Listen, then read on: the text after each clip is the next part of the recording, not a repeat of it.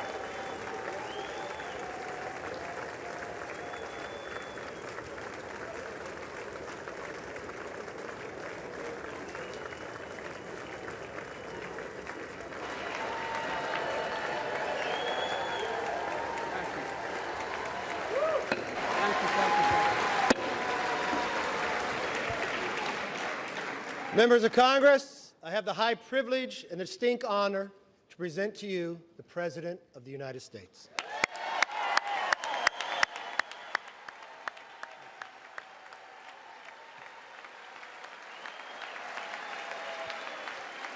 Mr. Speaker. Thank you. You can smile. It's okay.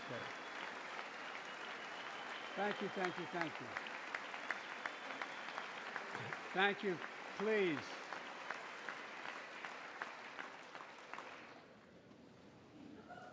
Mr. Speaker, Madam Vice President, our First Lady and Second Gentleman, good to see you guys up there.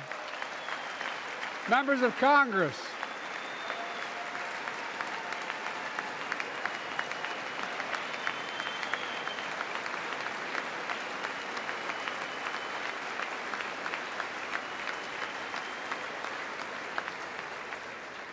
by the way, Chief Justice, I may need a court order. She gets to go to the game tomorrow, next week.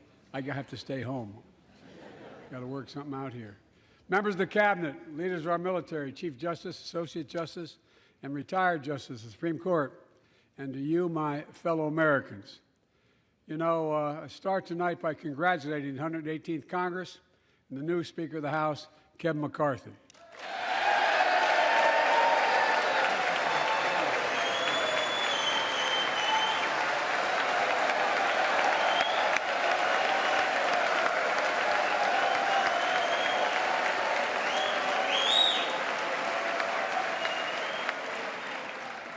Speaker, I don't want to ruin your reputation, but I look forward to working with you. And I want to congratulate the new leader of the House Democrats, the first African-American minority leader in history, Hakeem Jeffries.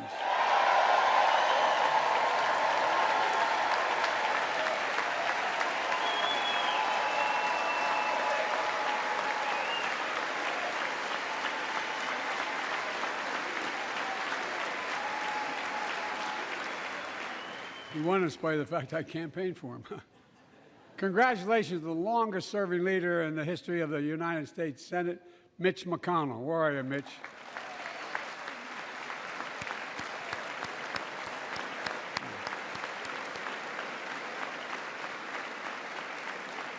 And congratulations to Chuck Schumer, another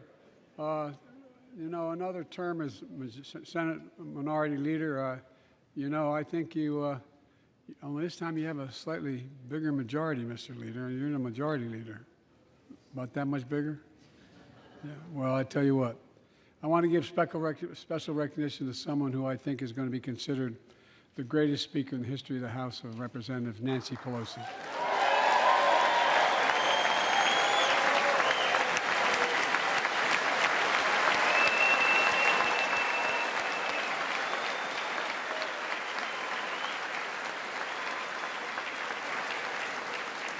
Folks, the story of America is a story of progress and resilience, of always moving forward, of never, ever giving up. It's a story unique among all nations.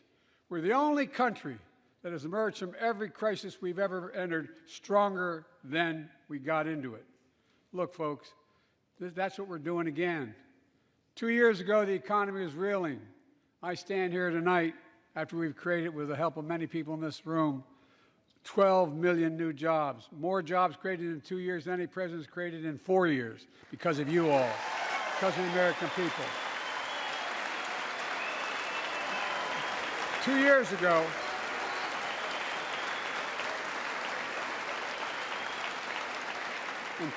ago, COVID had shut down, our businesses were closed, our schools were robbed of so much, and today, COVID no longer controls our lives. And 2 years ago, democracy faced its greatest threat since the Civil War, and today, though bruised, our democracy remains unbowed and unbroken.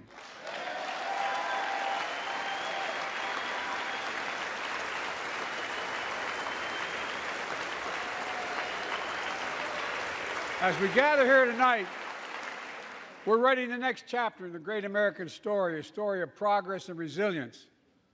When world leaders ask me to define America, and they do, believe it or not, I say I can define it in one word, and I mean this: possibilities. We don't think anything is beyond our capacity. Everything is a possibility. You know, we're often told that Democrats and Republicans can't work together. But over the past 2 years, we've proved the cynics and naysayers wrong. Yes, we disagreed plenty.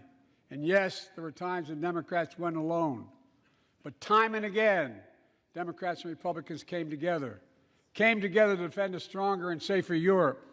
It came together to pass once-in-a-generation infrastructure law, building bridges connecting our nation and our people.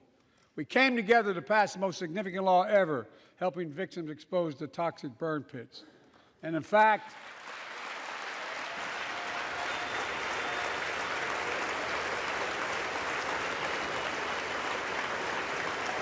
it was important.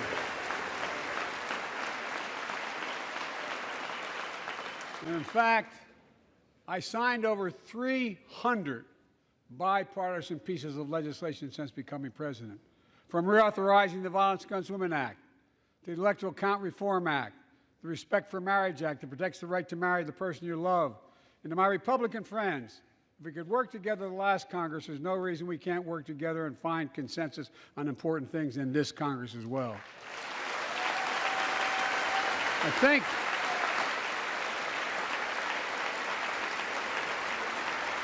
folks, you all are as informed as I am, but I think the people sent us a clear message. Fighting for the sake of fighting, power for the sake of power, conflict for the sake of conflict gets us nowhere. That's always been my vision of our country, and I know it's many of yours. To restore the soul of this nation, to rebuild the backbone of America, America's middle class, and to unite the country. We've been sent here to finish the job, in my view. For decades, the middle class has been hollowed out in more than, and not no one administration, but for a long time. Too many good-paying manufacturing jobs moved overseas. Factories closed down. Once thriving cities and towns that many of you represent became shadows of what they used to be. And along the way, something else we lost: pride, our sense of self-worth. I ran for president to fundamentally change things, to make sure our economy works for everyone, so we can all feel that pride in what we do. To build an economy from the bottom up and the middle out, not from the top down. Because when the middle class does well, the poor have a ladder up, and the wealthy still do very well. We all do well.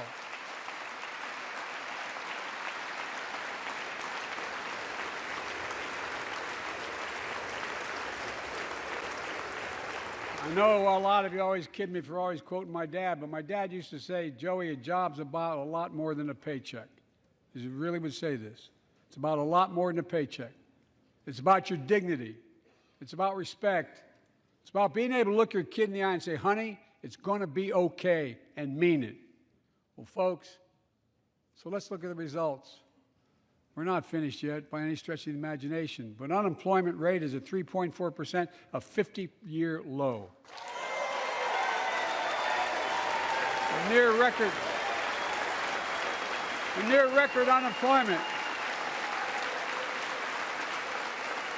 Near record unemployment for Black and Hispanic workers. We've already created, with your help, 800,000 good-paying manufacturing jobs, the fastest growth in 40 years. And where is it written? Where is it written that America can't lead the world in manufacturing? And I don't know where that's written. For too many decades, we imported projects and exported jobs. Now, thanks to what you've all done, we're exporting American products and creating American jobs. Folks, inflation has been a global problem because the pandemic disrupted our supply chains, and Putin's unfair and brutal war in Ukraine disrupted energy supplies as well as food supplies, blocking all that grain in Ukraine. But we're better positioned than any country on earth right now. But we have more to do. But here at home, inflation is coming down. Here at home, gas prices are down $1.50 from their peak.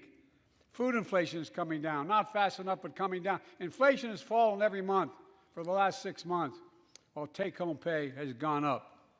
Additionally, over the last 2 years, A record 10 million Americans applied to start new businesses. 10 million. And by the way, every time someone starts a small business is an act of hope. And Madam Vice President, I want to thank you for leading that effort to ensure that small businesses have access to capital and the historic laws we enacted that are going to just come into being. Standing here last year, I shared with you a story of American genius and possibilities. Semiconductors, small computer chips the size of a fingerprint that power everything, from cell phones to automobiles and so much more. These chips were invented in America. Let's get that straight. They were invented in America. We used to make 40% of the world's chips. In the last several decades, we lost our edge. We're down to only producing 10%. We all saw what happened during the pandemic when chip factories shut down overseas. Today's automobiles need 3,000 chips, each of those automobiles. But American automobiles couldn't make enough cars because there weren't enough chips. Car prices went up, people got laid off, so did everything from refrigerators to cell phones. We can never let that happen again. That's why we came together to pass the Bipartisan Chips and Science Act.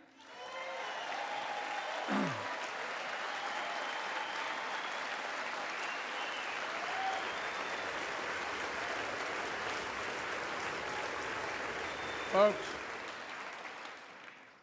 I know I've been criticized for saying this, but I'm not changing my view. We're going to make sure the supply chain for America begins in America. The supply chain begins in America. We've already created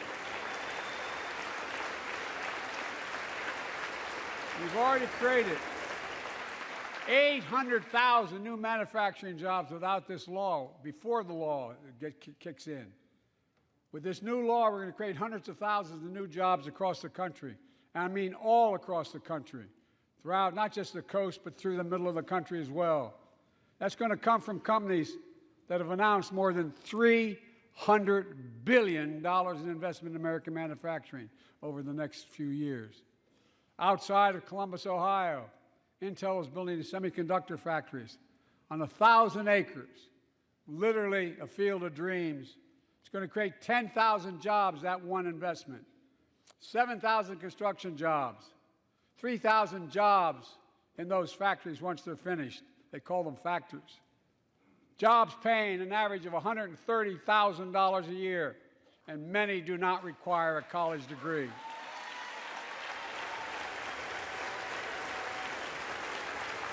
Jobs. Because we work together, these jobs where people don't have to leave home to search for opportunity. And it's just getting started. Think about the new homes, the small businesses, the medium-sized businesses. So much more that's going to be needed to support those 3,000 permanent jobs and the factories that are going to be built. Talk to mayors and governors, Democrats and Republicans, and they'll tell you what this means for their communities. We're seeing these field of dreams transform to the heartland. But to maintain the strongest economy in the world, we need the best infrastructure in the world. And folks, as you all know, we used to be #1 in the world in infrastructure. We've sunk to 13th in the world. The United States of America, 13th in the world in infrastructure, modern infrastructure. But now we're coming back because we came together and passed the bipartisan infrastructure law, the largest investment in infrastructure since President Eisenhower's interstate highway system.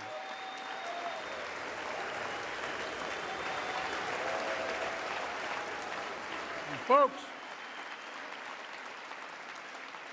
already we've funded over 20,000 projects, including major airports from Boston to Atlanta to Portland. Projects that are going to put thousands of people to work rebuilding our highways, our bridges, our railroads, our tunnels, ports, airports, clean water, high-speed internet, all across America. Urban, rural, tribal. And folks, we're just getting started. We're just getting started. and I mean this sincerely. I want to thank my Republican friends who voted for the law, and my Republican friends who voted against it as well. But I still get asked to fund the projects in those districts as well. But don't worry. I promised I'd be a president for all Americans. We'll fund these projects.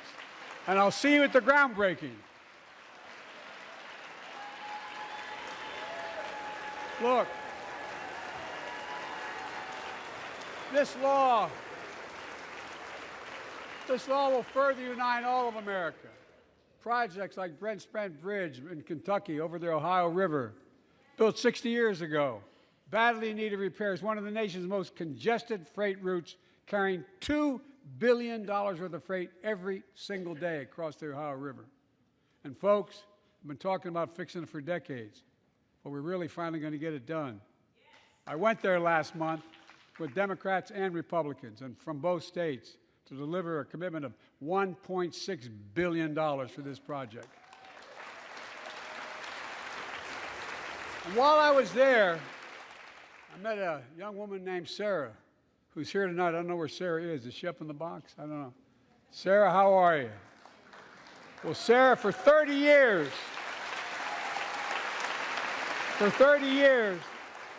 I learned, she told me she'd been a proud member of the Iron Workers Local 44, known as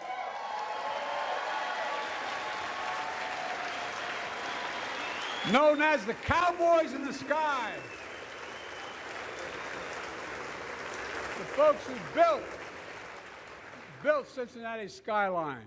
Sarah said she can't wait to be 10 stories above the Ohio River building that new bridge. God bless her. That's pride. And that's what we're also building. We're building back pride. Look, we're also replacing poisonous lead pipes that go into 10 million homes in America, 400,000 school and child care centers. So every child in America can drink the water instead of having permanent damage to their brain. Look, we're making sure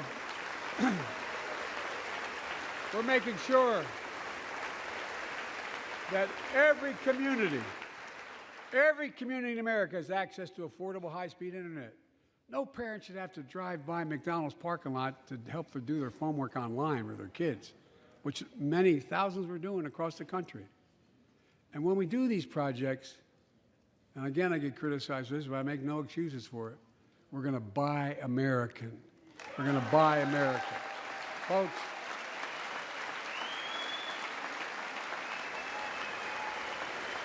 and it's totally consistent with international trade rules. Buy America has been the law since 1933, but for too long, past administrations, Democrat and Republican, have fought to get around it. Not anymore. Tonight, I'm announcing new standards that require all construction materials used in federal infrastructure projects to be made in America. Made in America. I mean it. Lumber, glass, drywall, fiber optic cable. And on my watch, American roads, bridges, and American highways are going to be made with American products as well. Folks, my economic plan is about investing in places and people that have been forgotten. So many of you listening to me tonight, I know you feel it. So many of you felt like you've just simply been forgotten. Amid the economic upheaval of the past 4 decades, too many people have been left behind and treated like they're invisible. Maybe that's you watching from home. Remember the jobs that went away. You remember them, don't you? The folks at home remember them. You wonder whether the path even exists anymore for your children to get ahead without having to move away. Well, that's why I get that. That's why we're building an economy where no one's left behind. Jobs are coming back. Pride is coming back. Because choices we made in the last several years. You know, this is, in my view, a blue-collar blueprint to rebuild America and make a real difference in your lives at home. For example, too many of you lay in bed at night like my dad did, staring at the ceiling, wondering what in God's name happens if your spouse gets cancer, or your child gets deadly ill, or something happens to you. What are you going to have? You get money to pay for those medical bills? Or are you going to have to sell the house or try to get a second mortgage on it? I get it. I get it. With the Inflation Reduction Act that I signed into law, we're taking on powerful interests to bring health care costs down so you can sleep better at night with more security. You know, we pay more for prescription drugs than any nation in the world. Let me say it again. We pay more for prescription drugs than any major nation on earth. For example, 1 in 10 Americans has diabetes. Many of you in this chamber do, and in the audience. But every day, millions need insulin to control their diabetes so they can literally stay alive. Insulin's been around for over 100 years. The guy who invented it didn't even patent it because he wanted it to be available for everyone. It cost the drug companies roughly $10 a vial to make that insulin. Packaging and all, you may get up to $13. But Big Pharma has been unfairly charging people hundreds of dollars, $400 to $500 a month, making record profits. Not anymore. Not anymore.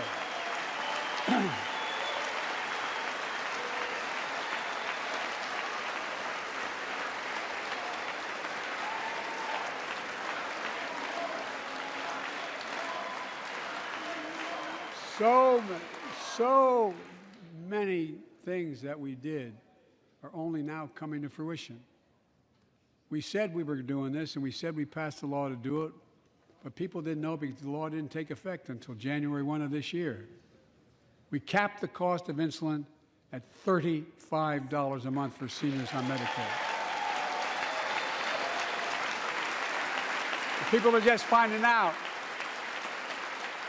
I'm sure you're getting the same calls I'm getting.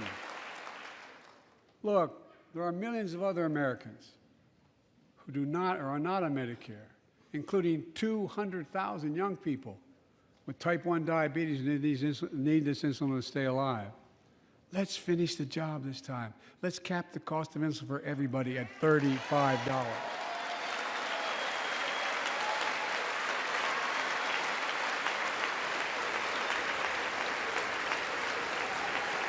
Folks, and Big Pharma's still going to do very well, I promise you all. I promise you they're going to do very well. This law also caps and won't even go into effect until 2025. Costs, out-of-pocket drug costs for seniors on Medicare at a maximum of $2,000 a year. You don't have to pay more than $2,000 a year, no matter how much your drug costs are. Because you know why? You all know it. Many of you, like many in my family, have cancer. You know the drugs can range from $10,000, $11,000, $14,000, $15,000 for the cancer drugs. And if drug prices rise faster than inflation, drug companies are going to have to pay Medicare back the difference. We're finally giving Medicare the power to negotiate drug prices. Bringing down prescription drug costs doesn't just save seniors money, it cuts the federal deficit by billions of dollars, by hundreds of billions of dollars, because these prescription drugs are drugs purchased by Medicare to keep their commitment to the seniors. Well, guess what? Instead of paying $400 or $500 a month, you're paying $15. That's a lot of savings for the federal government. And by the way, why wouldn't we want that? Now, some members here are threatening, and I know it's not an official party position, so I'm not going to exaggerate, but threatening to repeal the Inflation Reduction Act. As my coach, that's okay, that's fair. As my football coach used to say, lots of luck in your senior year. Make no mistake, if you try anything to raise the cost of prescription drugs, I will veto it. Look, I'm pleased to say that more Americans have health insurance now than ever in history. A record 16 million people are enrolled in the Affordable Care Act. And thanks to the law I signed last year, saving millions are saving $800 a year on their premiums. And by the way, that law was written and the benefit expires in 2025. So my plea to some of you, at least in this audience, let's finish the job and make these savings permanent. Expand coverage of Medicaid.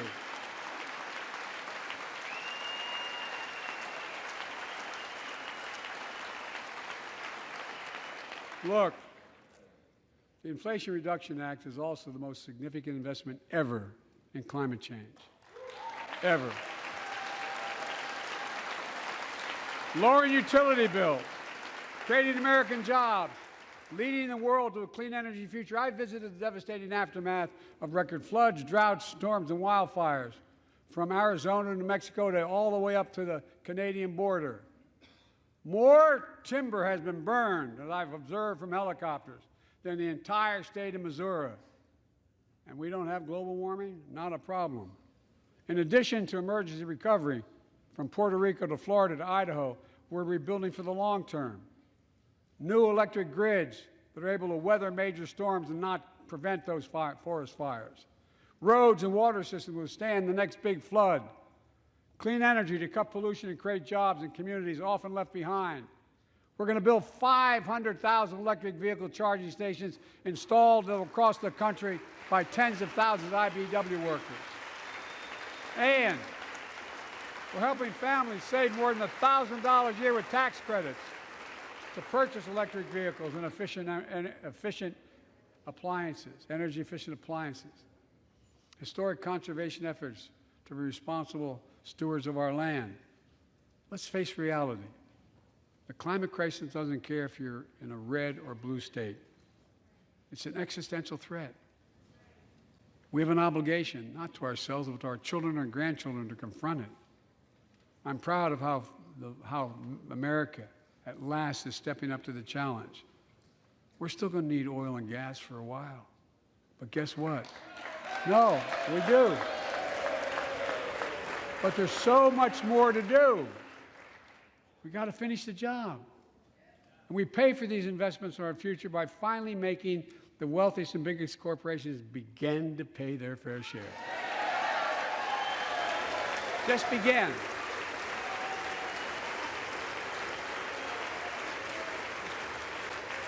Look, I'm a capitalist.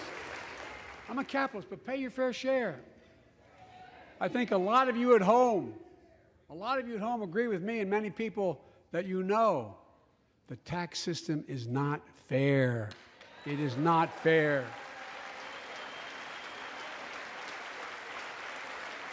Look,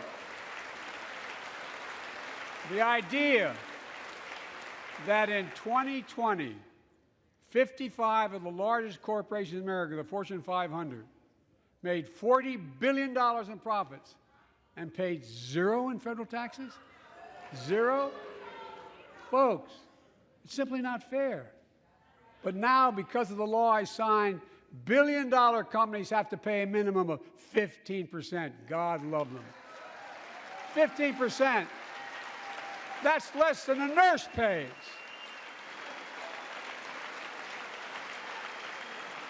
And let me be crystal clear. I said at the very beginning, under my plans, as long as I'm president, nobody earning less than $400,000 will pay an additional penny in taxes. Nobody, not one penny. But let's finish the job. There's more to do. We have to reward work, not just wealth. Pass my proposal for the billionaire minimum tax. You know, there's 1,000 billionaires in America. It's up from about 600 in the beginning of the term. But no billionaire should be paying a lower tax rate than a school teacher or firefighter. I mean it. Think about it.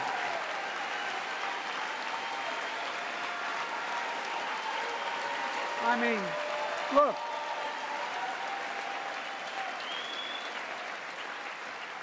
I know you aren't enthusiastic about that, but think about it. Think about it. Have you noticed Big Oil just reported its profits, record profits? Last year they made $200 billion in the midst of a global energy crisis. I think it's outrageous. Why?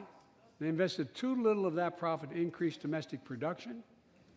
And when I talk to a couple of them, they say, we're afraid you're going to shut down all the oil wells, all the oil refineries anyway, so why should we invest in them?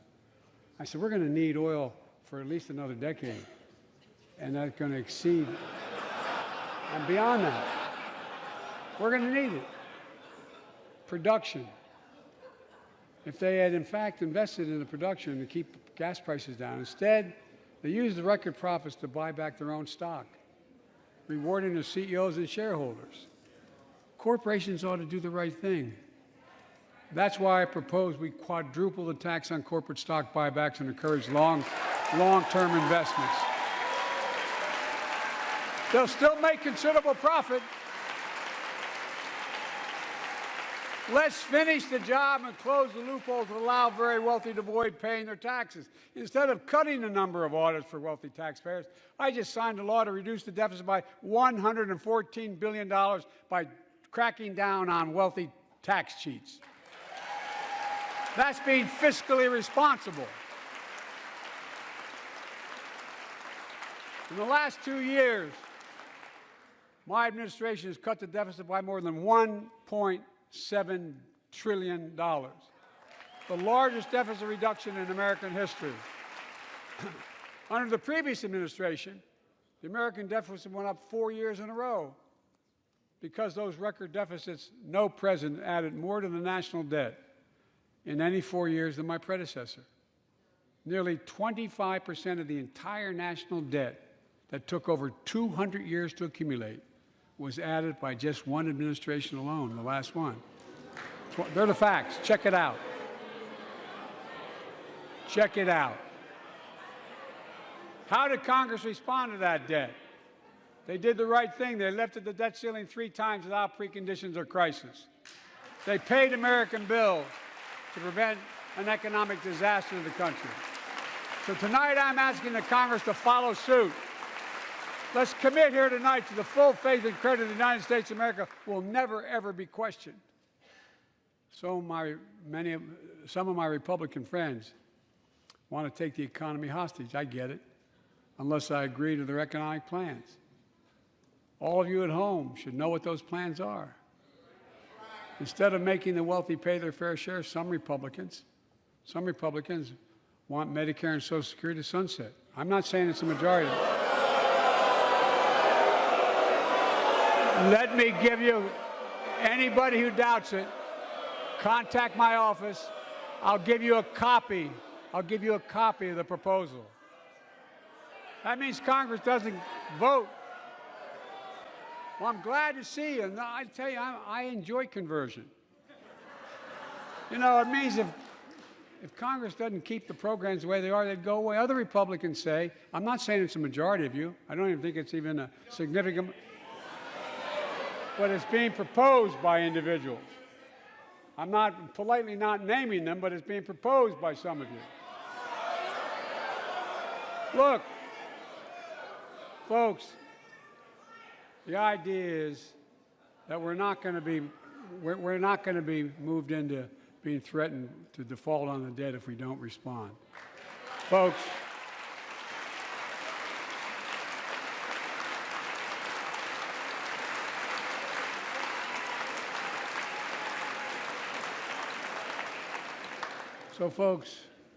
as we all apparently agree, Social Security and Medicare is off the books now, right?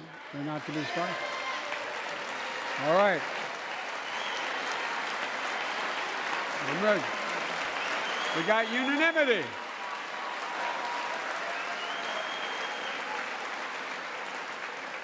Social Security and Medicare are a lifeline for millions of seniors. Americans have to pay into them from the very first paycheck they started.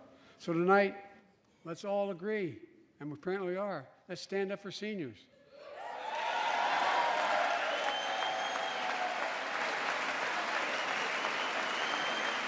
Stand up and show them. We'll not cut Social Security. We will not cut Medicare. Those benefits belong to the American people. They earned it. And if anyone tries to cut Social Security, which apparently no one's going to do, and if anyone tries to cut Medicare, I'll stop them. I'll veto it. And look, I'm not going to allow them to be taken away. Not today, not tomorrow, not ever. But apparently it's not going to be a problem. Next month, when I offer my fiscal plan, I ask my Republican friends to lay down their plan as well. I really mean it. Let's sit down together and discuss our mutual plans together. Let's do that.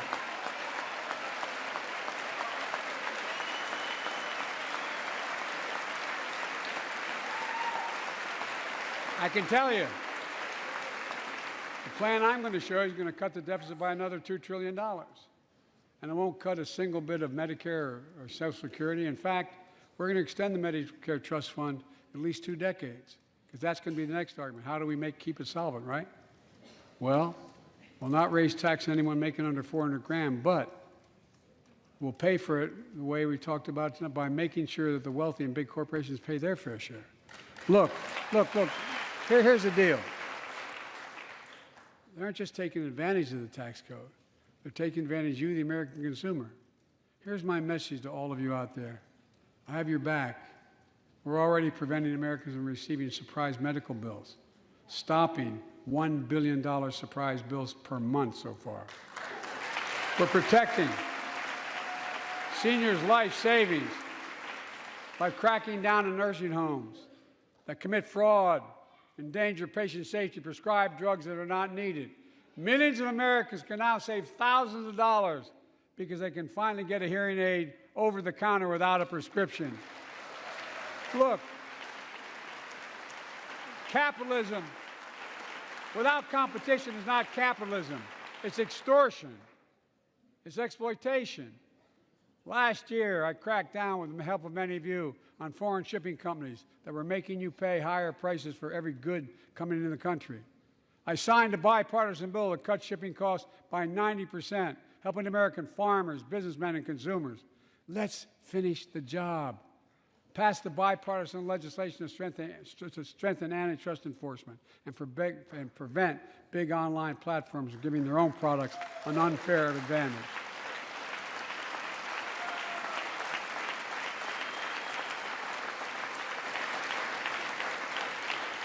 My administration is also taking on junk fees, those hidden surcharges too many companies use to make you pay more. For example, we're making airlines show you the full ticket price up front, refund your money if your flight is canceled or delayed. We've reduced exorbitant bank overdrafts by saving consumers more than $1 billion a year. We're cutting credit card late fees by 75%, from $30 to $8. Look, junk fees may not matter to the very wealthy, but they matter to most other folks in homes like the one I grew up in, like many of you did. They add up to hundreds of dollars a month. They make it harder for you to pay your bills or afford that family trip. I know how unfair it feels when a company overcharges you and gets away with it. Not anymore. We've written a bill to stop it all. It's called the Junk Fee Prevention Act. We're going to ban surprise resort fees that hotels charge on your bill.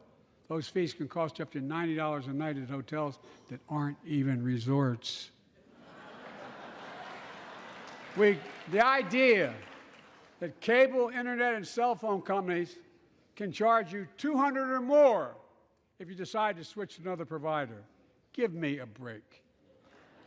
We can stop service fees on tickets to concerts and sporting events and make companies disclose all the fees up front. And we'll prohibit airlines from charging $50 round trip for a family just to be able to sit together. Baggage fees are bad enough. Airlines can't treat your child like a piece of baggage. Americans are tired of being. We're tired of being played for suckers. So pass the Junk Fee Prevention Act so companies stop ripping us off. For too long, workers have been getting stiffed, but not anymore. We're beginning to restore the dignity of work. For example, I should have known this, but I didn't until 2 years ago. 30 million workers have to sign non-compete agreements for the jobs they take. 30 million. So a cashier at a burger place can't walk across town and take the same job at another burger place and make a few bucks more. It just changed. But they just changed it because we exposed it. That was part of the deal, guys. Look it up. But not anymore. We're banning those agreements, so companies have to compete for workers and pay them what they're worth.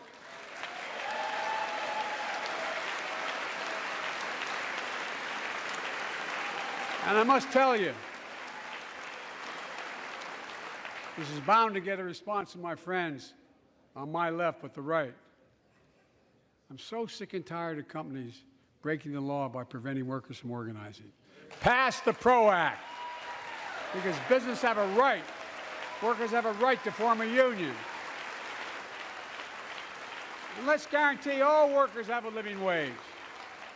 Let's make sure working parents can afford to raise a family with sick days, paid family medical leave, affordable child care.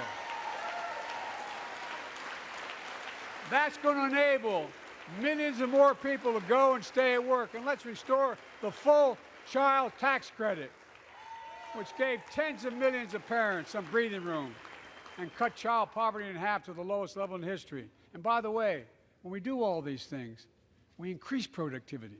We increase economic growth. So let's finish the job and get more families access to affordable, quality housing. Let's get seniors who want to stay in their homes the care they need to do so. Let's give more breathing room to millions of family caregivers looking after their loved ones. Pass my plan so we get seniors and people with disabilities the home care and services they need.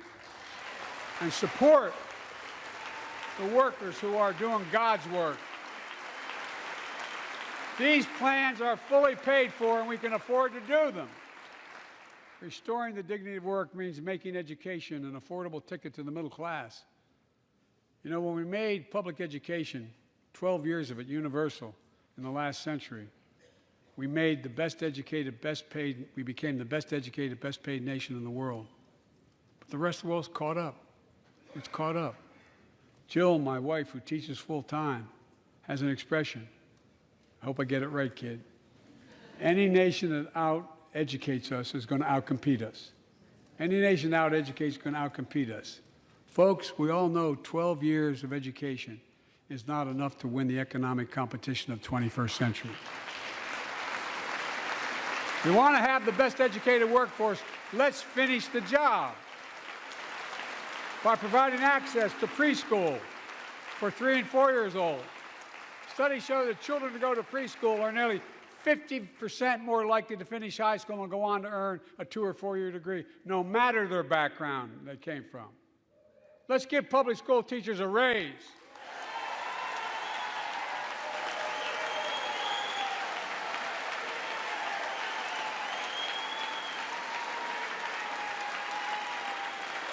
We're making progress by reducing student debt, increasing Pell Grants for working and middle-class families.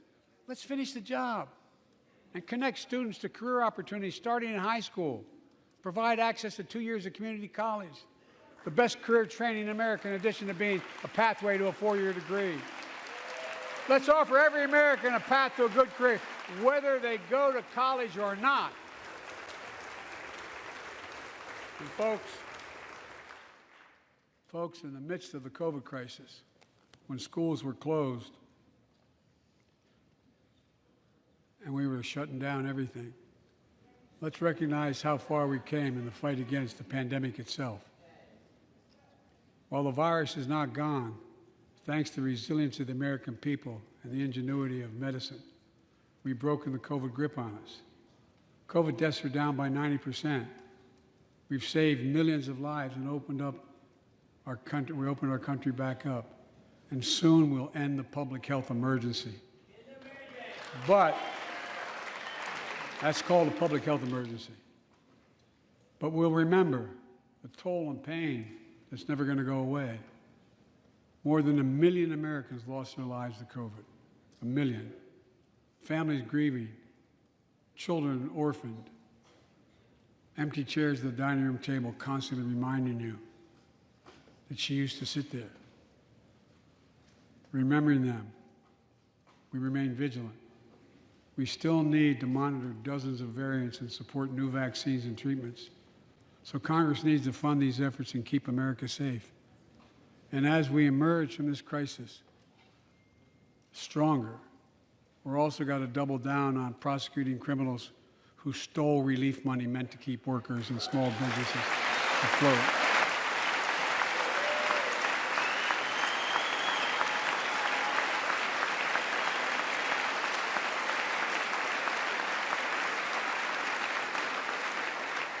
Before I came to office, you remember, during that campaign, the big issue was about inspector generals who would protect taxpayers' dollars who were sidelined. They were fired. Many people said we don't need them. And fraud became rampant. Last year, I told you the watchdogs are back. Since then, we've recovered billions of taxpayers' dollars. Now let's triple the anti-fraud strike force going after these criminals, double the statute of limitations on these crimes, and crack down on identity fraud by criminal syndicates stealing billions of dollars from the American people. And the data shows that for every dollar we put into fighting fraud, the taxpayers get back at least 10 times as much. It matters. It matters. Look, COVID left its scars, like the spike in violent crime in 2020, the first year of the pandemic. We have an obligation to make sure all people are safe. Public safety depends on public trust, as all of us know. But too often that trust is violated. Joining us tonight are the parents of Tyree Nichols. Welcome.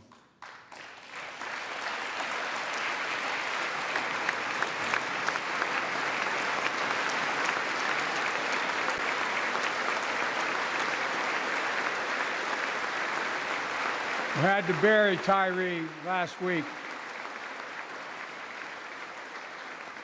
As many of you personally know, there's no words to describe the heartache or grief of losing a child. But imagine if you lost that child at the hands of the law. Imagine having to worry whether your son or daughter came home from walking down the street, or playing in the park, or just driving a car. Most of us in here have never had to have the talk that brown and black parents have had to have with their children. Bo, Hunter, Ashley, my children, I never had to have the talk with them. I never had to tell them if a police officer pulls you over, turn your interior lights on right away. Don't reach for your license. Keep your hands on the steering wheel. Imagine having to worry like that every single time your kid got in a car. Here's what Tyree's mother shared with me when I spoke to her. When I asked her how she finds the courage to carry on and speak out. With the faith of God, she said her son was, quote, a beautiful soul, and something good will come of this. Imagine how much courage and character that takes. It's up to us, to all of us. We all want the same thing. Neighborhoods free of violence. Law enforcement who earns the community's trust. Just as every cop, when they pin on that badge in the morning, has a right to be able to go home at night, so does everybody else out there. Our children have a right to come home safely. Equal protection under the law is a covenant we have with each other in America. We know police officers put their lives on the line every single night and day. And we know we ask them in many cases to do too much, to be counselors, social workers, psychologists, responding to drug overdoses, mental health crises, and so much more. In one sense, we ask much too much of them. I know most cops and their families are good, decent, honorable people, the vast majority. But they risk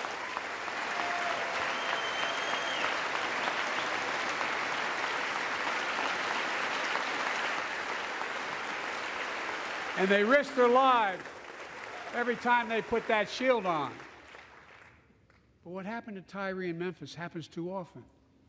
We have to do better. Give law enforcement the real training they need. Hold them to higher standards. Help them succeed in keeping us safe. We also need more first responders and professionals to address the growing mental health, substance abuse challenges. More resources to reduce violent crime and gun crime. More community intervention programs. More investment in housing, education, and job training. All this can help prevent violence in the first place. When police officers or police departments violate the public trust, they must be held accountable. With the support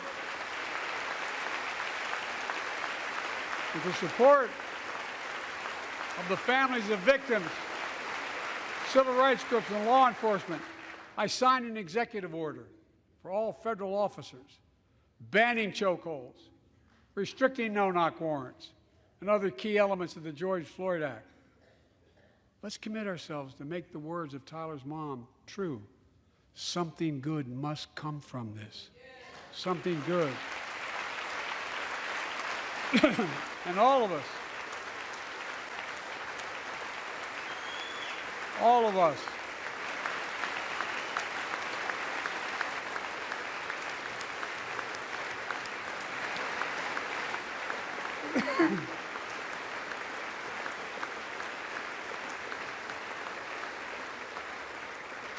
folks, it's difficult, but it's simple.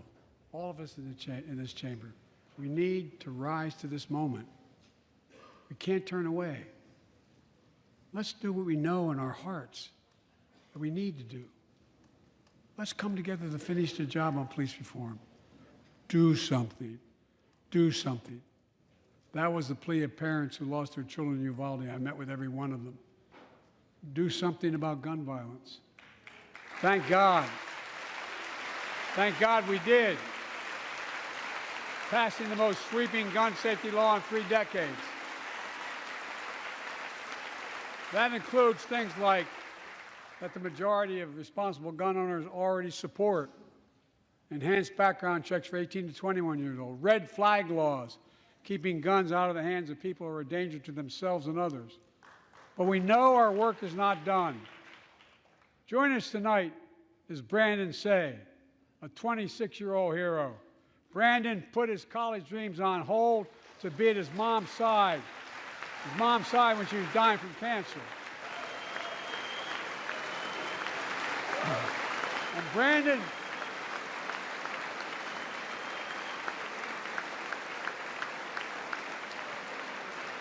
Brandon now works at a dance studio started by his grandparents. And 2 weeks ago, during the Lunar New Year celebrations, he heard the studio door close, and he saw a man standing there pointing a semi-automatic pistol at him. He thought he was going to die, but he thought about the people inside. And in that instant, he found the courage to act and wrestle the semi-automatic pistol away from the gunman who had already killed 11 people in another dance studio. 11. He saved lives. It's time we do the same. Ban assault weapons now. Ban them now. Once and for all.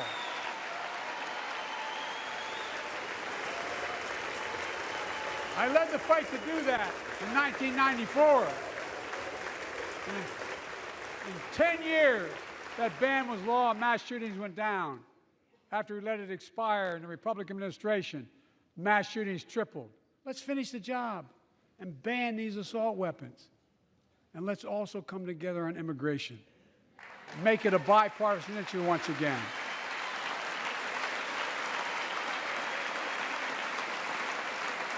We know we now have a record number of personnel working to secure the border, arresting 8,000 human smugglers, seizing over 23,000 pounds of fentanyl in just the last several months.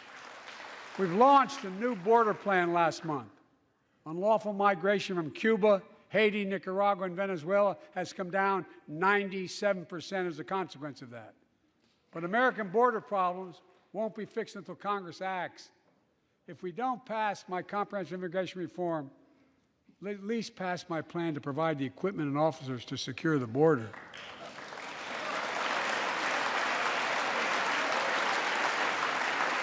And a pathway to citizenship for dreamers, those on temporary status, farm workers, essential workers.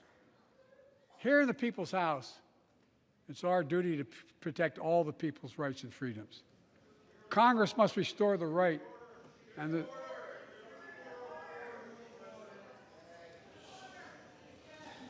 Congress must restore the right that was taken away in Roe v. Wade and protect Roe v. Wade.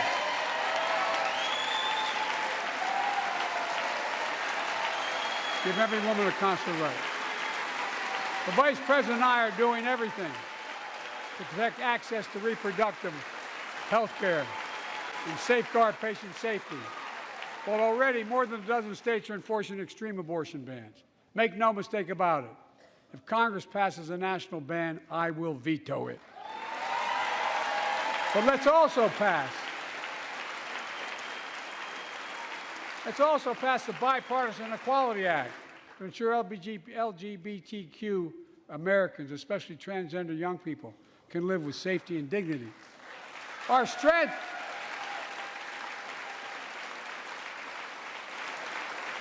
is not just the example of our power, but the power of our example. Let's remember the world's watching. I spoke from this chamber 1 year ago, just days after Vladimir Putin unleashed his brutal attack against Ukraine. A murderous assault, evoking images of death and destruction Europe suffered in World War II. Putin's invasion has been a test for the ages, a test for America, a test for the world. Would we stand for the most basic of principles? Would we stand for sovereignty? Would we stand for the right of people to live free of tyranny? Would we stand for the defense of democracy? For such defense matters to us because it keeps peace and prevents open season on would-be aggressors and threatens our prosperity. 1 year later, we know the answer. Yes, we would, and we did. We did. And together, we did what America always does at our best. We led. We united NATO. We built a global coalition. We stood against Putin's aggression. We stood with the Ukrainian people. Tonight, we're once again joined by Ukraine's ambassador to the United States. She represents not just her nation, but the courage of her people. Our ambassador is here, we're united in our support of your country. Will you stand so we can all take a look at you? Thank you.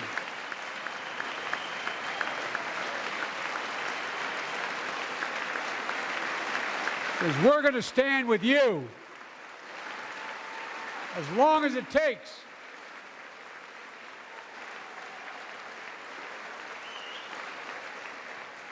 Our nation is working for more freedom, more dignity, more peace, not just in Europe, but everywhere. Before I came to office, the story was about how the People's Republic of China was increasing its power, and America was failing in the world. Not anymore. We made clear, and I made clear in my personal conversations, which have been many, with President Xi, that we seek competition, not conflict. But I will make no apologies that we're investing to make America stronger. Investing in American innovation and industries that will define the future that China intends to be dominating. Investing in our alliances and working with our allies to protect advanced technologies so they will not be used against us. Modernizing our military to safeguard stability and deter aggression.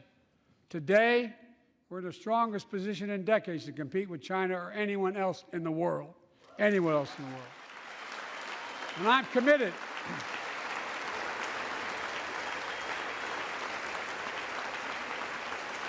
I'm committed to work with China where we can advance American interests and benefit the world. But make no mistake about it.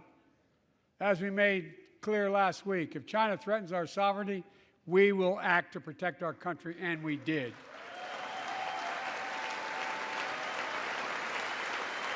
Look, let's be clear. Winning the competition should unite all of us. We face serious challenges across the world. But in the past 2 years, democracies have become stronger, not weaker. Autocracies have grown weaker, not stronger. Name me a world leader who changed places with Xi Jinping. Name me one. Name me one. America's rallying the world to meet those challenges, from climate to global health, to food insecurity, to terrorism, to territorial aggression. Allies are stepping up, spending more, and doing more. Look, the bridges we're forming between partners in the Pacific and those in the Atlantic, and those who bet against America are learning how wrong they are. It's never, ever been a good bet to bet against America. Never.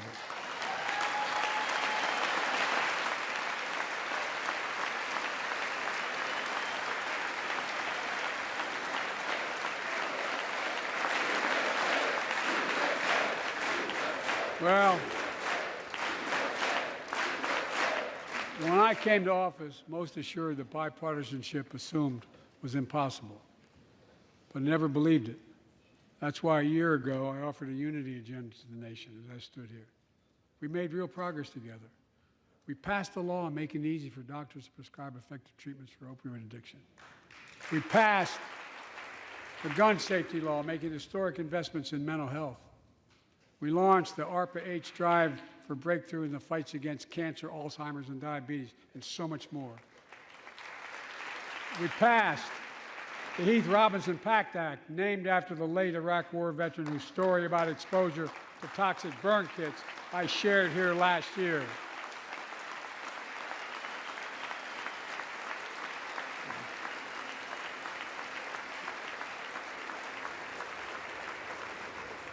I understand something about those burn pits, but there's so much more to do. We can do it together. Joining us tonight is a father named Doug from Newton, New Hampshire. He wrote Jill, my wife, a letter, and me as well, about his courageous daughter, Courtney. A contagious laugh, his sister's best friend, her sister's best friend. He shared a story all too familiar to millions of Americans and many of you in the audience. Courtney discovered pills in high school. It spiraled into addiction and eventually death from a fentanyl overdose. She was just 20 years old. Describing the last 8 years without her, Doug said, "There's no worse pain." Yet their family has turned pain to purpose, working to end the stigma and change laws. He told us he wants to start a journey toward American recovery. Doug, we're with you. Fentanyl is killing more than 70,000 Americans a year. Big, you got it.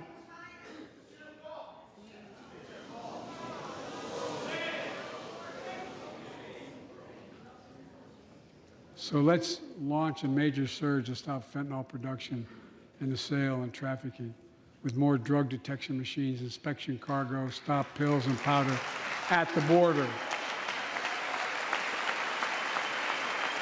Working with couriers like FedEx to inspect more packages for drugs. Strong penalties to crack down on fentanyl trafficking. Second, let's do more on mental health, especially for our children. When millions of young people are struggling with bullying, violence, trauma, we owe them greater access to mental health care at their schools. We must finally hold social media companies accountable for experimenting they're doing running children for profit.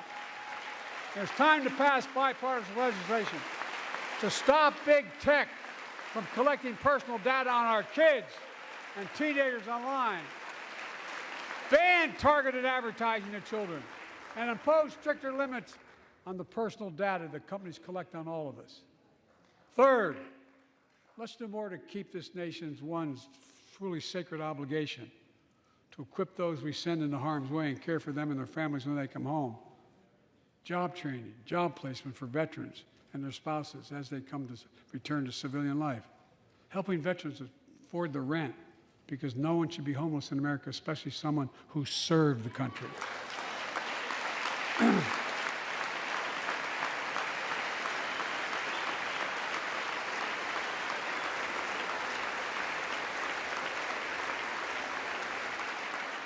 Dennis McDonough is here of the VA. We had a first real discussion when I asked him to take the job. I'm glad he did. We were losing up to 25 veterans a day on suicide. Now we're losing 17 a day to the silent scourge of suicide. 17 veterans a day are committing suicide. More than all the people being killed in the wars. Folks, VA is doing everything it can, including expanding mental health screening, proven programs that recruits veterans to help other veterans understand what they're going through, get them the help they need. We got to do more. And fourth, last year, Jill and I reignited the cancer moonshot that I was able to start with President Obama asked me to lead our administration on this issue. Our goal is to cut the cancer death rates at least by 50% in the next 25 years. Turn more cancers from death sentences to treatable diseases. Provide more support for patients and their families. It's personal to so many of us in this audience. Joining us are Morris and Candice, an Irishman and the daughter of immigrants from Panama. They met and fell in love in New York City and got married in the same chapel Jill and I got married in New York City. Kindred spirits. He wrote us a letter about his little daughter, Ava, and I saw her just before I came over. She was just a year old when she was diagnosed with rare kidney disease, cancer. After 26 blood transfusions, 11 rounds of radiation, 8 rounds of chemo, 1 kidney removed, giving a 5% survival rate. He wrote how in the darkest moments he thought, if she goes, I can't stay. Many of you have been through that as well. Jill and I understand that like so many of you. And he read Jill's book describing our family's cancer journey and how we tried to steal moments of joy where we could with Bo. For them, that glimmer of joy was the half smile of their baby girl. It meant everything to them. They never gave up hope. Little Ava never gave up hope. She turns 4 next month. They just found out Ava's beating the odds, is on her way to being cured of cancer. And she's watching from the White House tonight and she's not asleep already. For the lives we can save,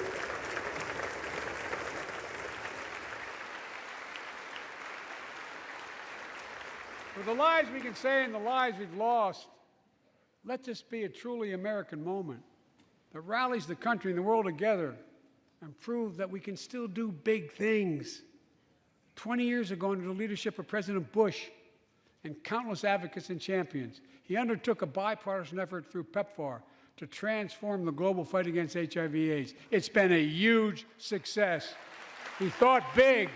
He thought large. He moved. I believe we can do the same thing with cancer.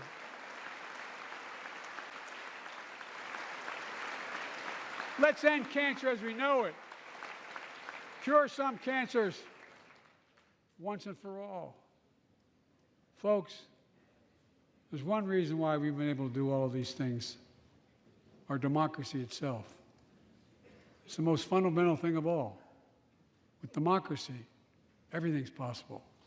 Without it, nothing is.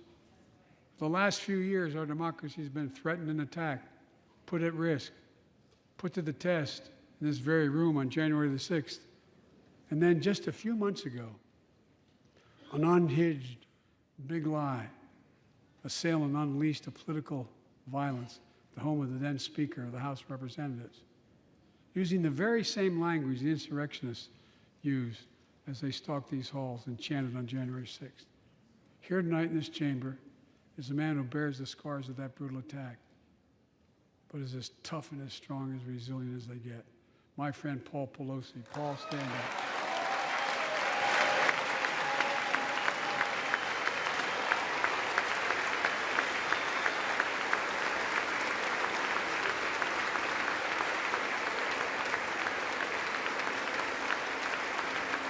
But such a heinous act should have never happened. We must all speak out. There's no place for political violence in America. We have to protect the right to vote, not suppress the fundamental right. Honor the results of our elections, not subvert the will of the people. We have to uphold the rule of law and restore trust in our institutions of democracy. And we must give hate and extremism in any form no safe harbor.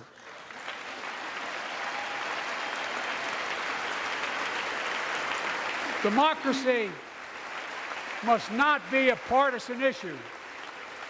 It's an American issue. Every generation of Americans has faced a moment where they have been called to protect our democracy, defend it, stand up for it. And this is our moment. My fellow Americans, we meet tonight at an inflection point, one of those moments that only a few generations ever face, where the direction we now take is going to decide the course of this nation for decades to come. We're not bystanders of history. We're not powerless before the forces that confront us. It's within our power of we, the people. We're facing the test of our time. We have to be the nation we've always been at our best, optimistic, hopeful, forward-looking.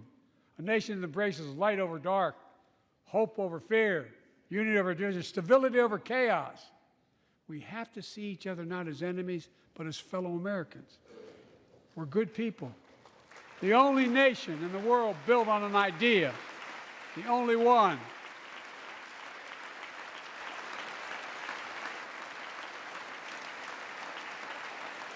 Other nations are defined by geography, ethnicity, but we're the only nation based on an idea that all of us, every one of us, is created equal in the image of God. A nation that stands as a beacon of the world. A nation in a new age of possibilities.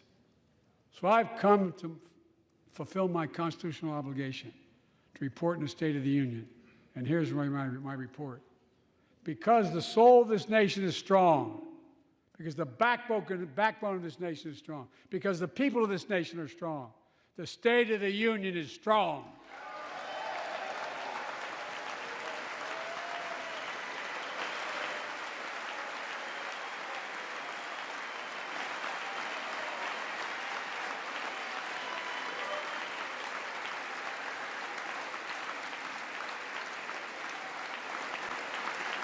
I'm not new to this place. I stand here tonight having served as long as about any one of you have ever served here. But I've never been more optimistic about our future, about the future of America. We just have to remember who we are. We're the United States of America, and there's nothing beyond our capacity if we do it together. God bless you all, and may God protect our troops. Thank you.